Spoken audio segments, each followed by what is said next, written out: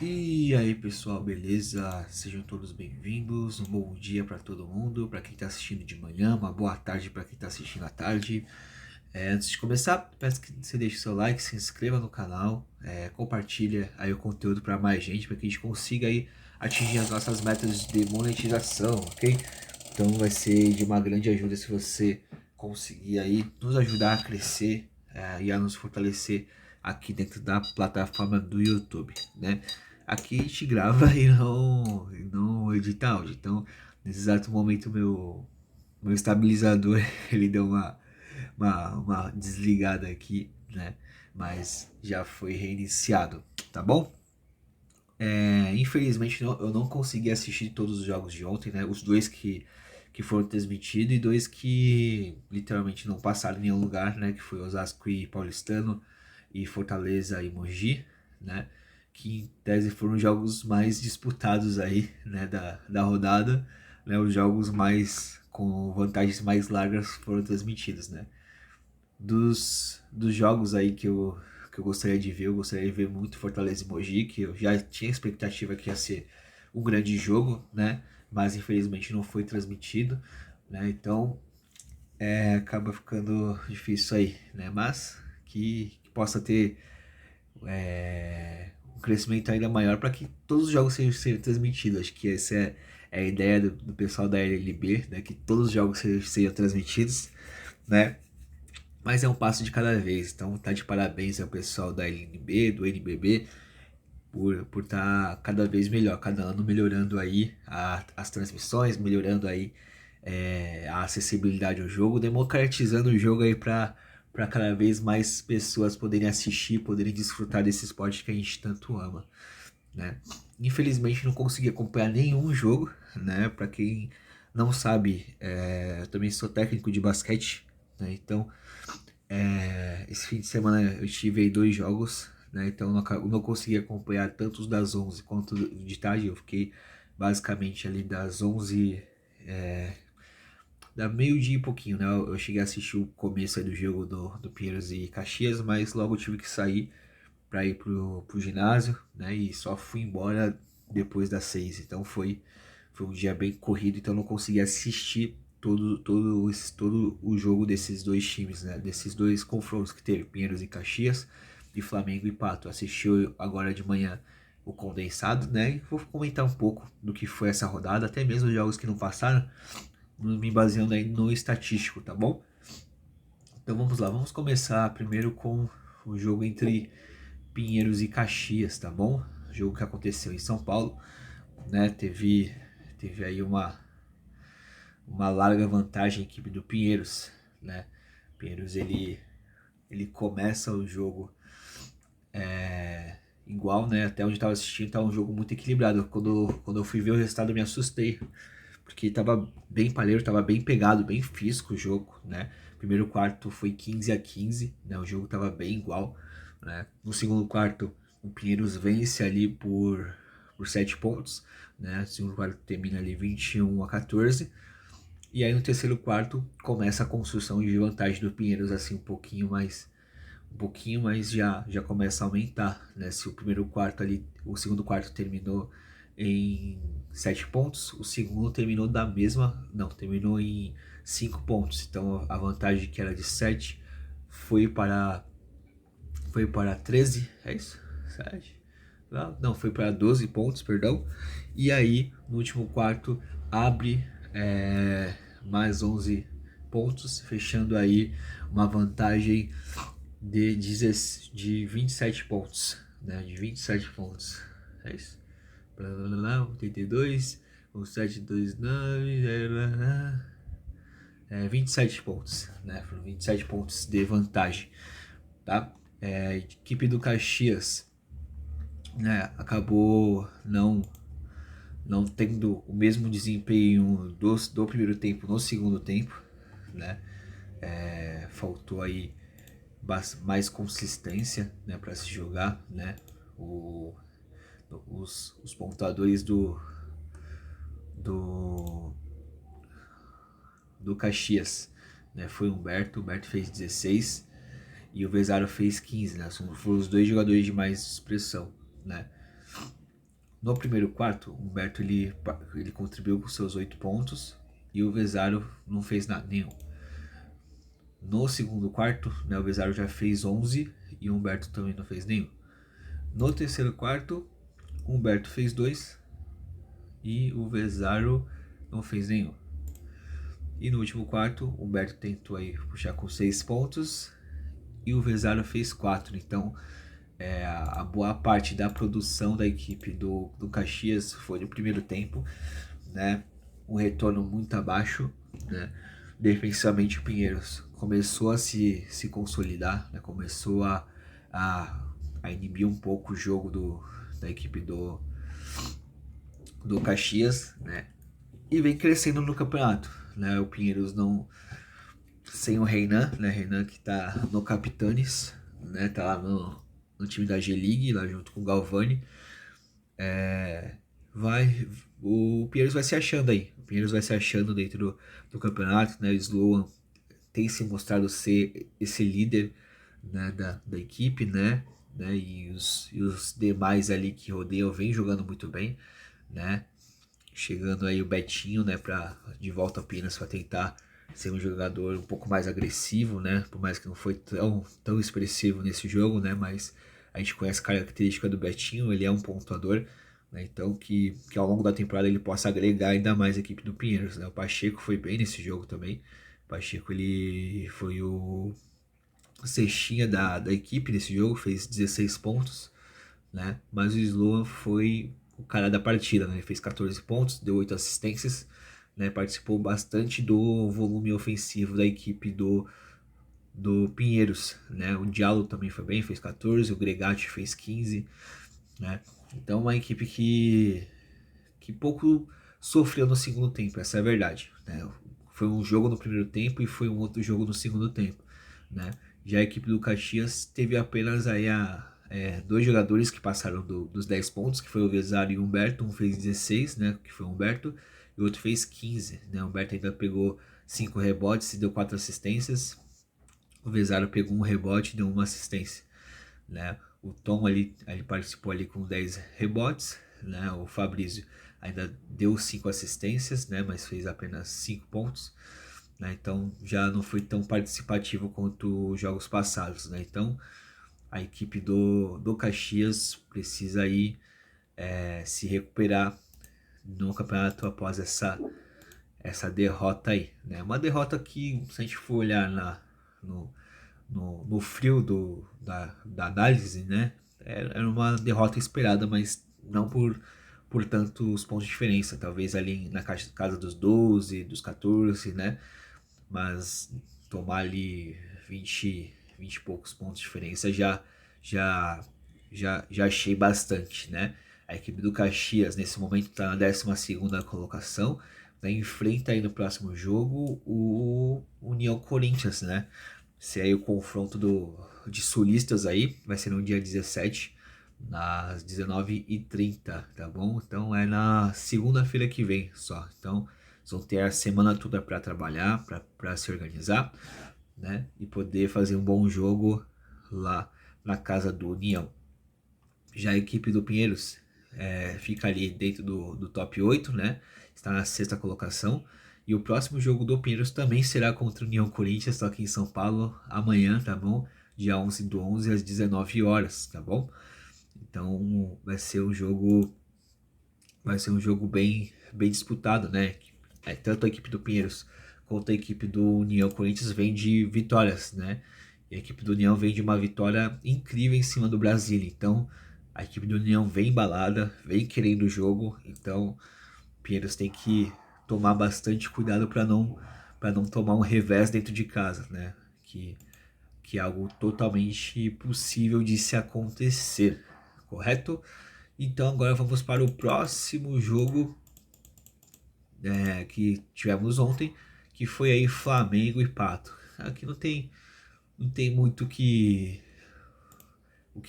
trazer, né, de mais profundo, né? É ali basicamente a disputa do líder do campeonato, né? Embalado com uma equipe que está ali na parte de baixo, está em penúltimo, se eu não tiver, deixa eu dar uma olhadinha aqui na tabela.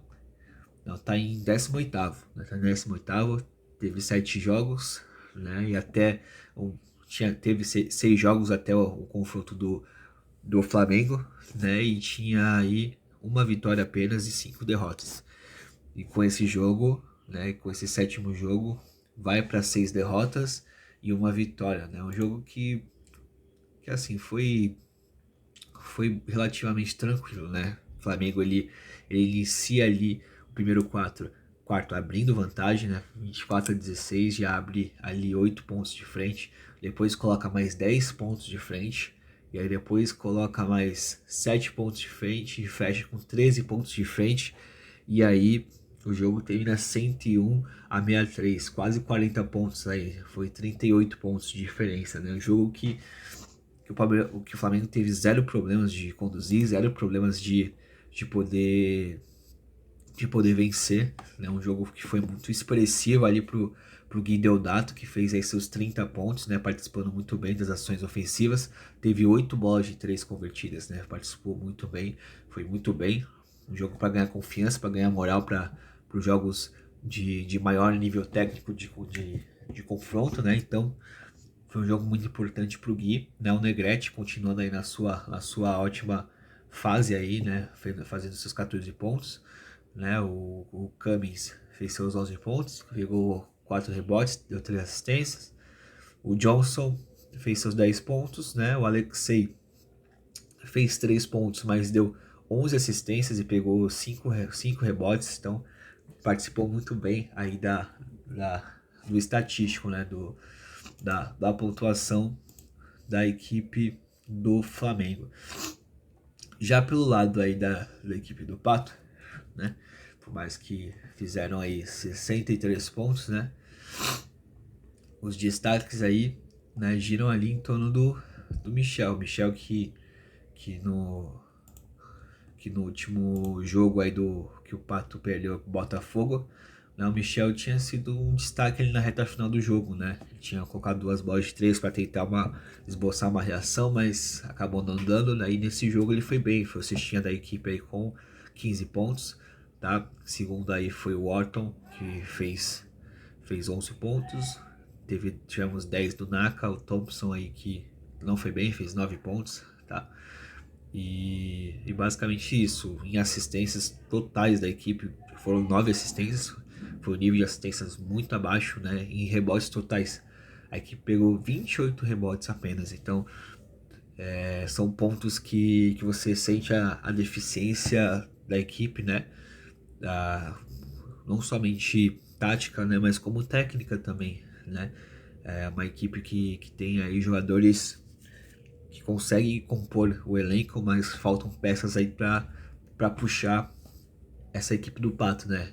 Precisa de um pontuador mais consistente, de um armador mais sólido nas ações, né? Que compreende muito bem aquilo que o técnico quer e consiga reproduzir dentro de quadro, né? Então é uma equipe que vai ter dificuldades nesse campeonato e que tem que contar com a evolução ao longo do campeonato, né? O tempo tem que ser algo que venha trazer o Pato para cada vez andares acima, né?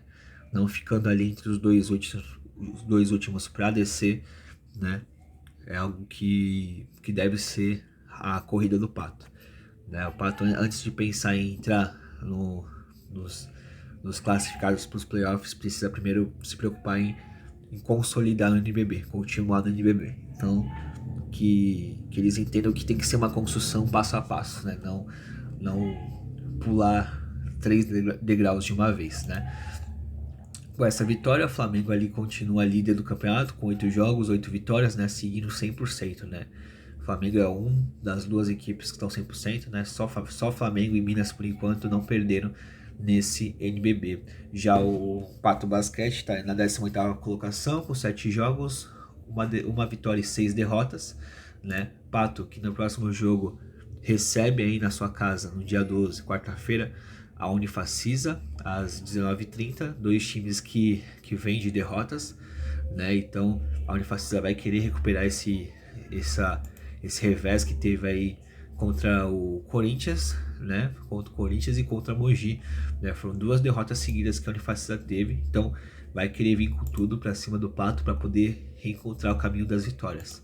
Já o Flamengo na próxima rodada vai ser clássico, né? Na quarta-feira, dia 12/11, lá no Pedrocão, vai enfrentar o SESI Franca, né? SESI Franca e Flamengo, que são ali 2 times que brigam pelo título, né? Vai ser o disputa do primeiro contra o terceiro, né? É um jogo que o Flamengo pode ver ali a sua invencibilidade cair, né? Então vai ser um jogo muito importante. Franca aí vem de um jogo duro contra o Cruzeiro, mas vencendo, né? Vencendo por 9 pontos de diferença, né? Mas que hoje enfrenta ainda o Botafogo, né? E aí na quarta-feira recebe o Flamengo. Então a tropa do Rio vem visitar os francanos, né? Agora vamos para o próximo jogo, que foi... E aí já entra em jogos que não tivemos nada de recurso visual. Então a gente vai mais passar pelo estatístico, né? Que foi o jogo entre Osasco e Paulistano, né? O jogo que aconteceu lá em Osasco, tá? E que se iniciou já com o primeiro quarto vitória do Paulistano, né? Por 23-17, né? Abrindo 6 pontos. No segundo quarto, o Osasco se recuperou, né? Tirando ali 5 pontos. Então o jogo que começou em 6 fecha por intervalo com 1 ponto apenas, né? O terceiro quarto foi de vitória do Paulistano por 1 ponto, né? O jogo fica 2 pontos de frente. E no último quarto, o Paulistano se impôs, foi superior ali, abrindo uma vantagem de 11 pontos, né? Ficando assim 94-81, jogo que ficou 13 pontos de diferença, né? Então o Osasco vem ganhando casca aí no campeonato, vem ganhando casca no NBB, né? Jogando duro aí com as equipes fortes, né? Como a do Paulistano, tá? Vamos falar os destaques aí. Os destaques do Osasco foi o Britos, né? Que fez 14 pontos, né? O Dalacqua que também fez 14 e o Harris que fez 12. Tá? O Harris também pegou 9 rebotes, né? Foi o líder de rebotes da equipe do Osasco. E o Malaquias pegou 5 e o Breno pegou 4, tá? Em assistências. O Harris também ali teve 7 assistências, né? O Harris aí que provavelmente teve a maior eficiência da equipe, né? Fazendo 12 pontos, pegando 9 rebotes, tendo 7 assistências, né? O Weber também deu 5 assistências e o Malaquias deu 2 assistências, né? A nível de eficiência, né? A eficiência maior da equipe do Osasco foi o Harris mesmo com 21 de eficiência, tá bom? Já na equipe do Paulistano, né? O Vitinho fez 28 pontos, né? O Gui Abreu fez 20 e o Hunter fez 15. Já em rebotes, o Gui Abreu, além dos seus 20 pontos, pegou aí seus 12 rebotes, tá? Junto com ele aí o Macedo pegou 8 e o Vitinho pegou 6, tá bom? Já as assistências, o Hunter deu 5 assistências, o Gui Abreu deu 4 e o Seward deu 4 assistências, né? A maior eficiência da equipe do Paulistano foi ali do Gui Abreu. Gui Abreu que teve 31 de eficiência, né? E logo atrás teve o Vitinho com 29, beleza? Com esse jogo, a equipe do Paulistano fica ali na 9ª colocação com seus 7 jogos, 4 vitórias e 3 derrotas, tá? E o próximo jogo do Paulistano será contra o União Corinthians, né? Já é o terceiro time que eu falo que vai jogar contra o União Corinthians, né? Vai ser no dia 13/11, tá bom? 13/11, no Antônio Prado, né? Lá no ginásio do Paulistano, tá bom? Em São Paulo. Então, o Paulistano recebe a União Corinthians, que é um confronto ali entre 8º e 9º. Com a vitória, né? O Paulistano aí empurraria ali o União Corinthians para o mesmo número de derrotas. Então vai ser um jogo muito importante para o União Corinthians e para o Paulistano, tá bom? Já para a equipe de Osasco, enfrenta aí o seu próximo jogo no dia 12, quarta-feira, a equipe do Vasco, né? Recebe a equipe do Vasco lá no Geodésimo, se eu estiver enganado, tá bom? Vai ser o jogo às 19h30, combinado? E agora o último jogo, que provavelmente foi o jogo mais disputado aí da noite, né? que foi entre Fortaleza e Mogi, né? O jogo que a gente já tinha essa expectativa de ser um grande jogo, né? Se tinha já essa expectativa de ser um bom confronto, né? Um jogo que seria ali pegado, né? E assim foi, né? E assim, Fortaleza já inicia o jogo bem como sempre inicia, né? Iniciou ele com vitória, né? Começou vencendo o jogo por 21-17, né? Vou abrir aqui até o estatístico para a gente acompanhar 4x4, né? Os destaques do Fortaleza no primeiro quarto foram o Salsamende, fez 5 pontos, né? O da Silva fez 4 pontos, tá bom? O Alberton entrou aí, fez 4 pontos nesse primeiro quarto, né? O Golk teve 2, o Dupri teve 3 e o Gabriel teve 3, né? São esses caras que participaram do, do, da pontuação da equipe nesse primeiro quarto. Já a equipe do Mogi teve o Paulo aí com 8 pontos, tá? O Anderson com 4, o Vini Chagas com 3, o Menka com 2, tá? E o Felipe não fez nenhum ponto, né? Nesse quarto, tá? Já no segundo quarto, a equipe do Mogi teve aí 7 pontos aí do Felipe, né? 7 pontos do Ruivo. Teve 6 pontos aí do Anderson, 5 do Menka, 5 do Paulo, 2 do Dikembe e 2 do Vitoriano, né? Já a equipe do Fortaleza foi já menos participativa no ataque, né? O Dupri fez 5, o Gol que fez 5, o Gabriel fez 4, o da Silva fez 2, né? O segundo quarto terminou aí em 16-27 para a equipe do Mogi, uma vantagem que no primeiro quarto foi ali em 4 pontos. Já no segundo quarto, a equipe do Mogi vence ali por 11 pontos, né?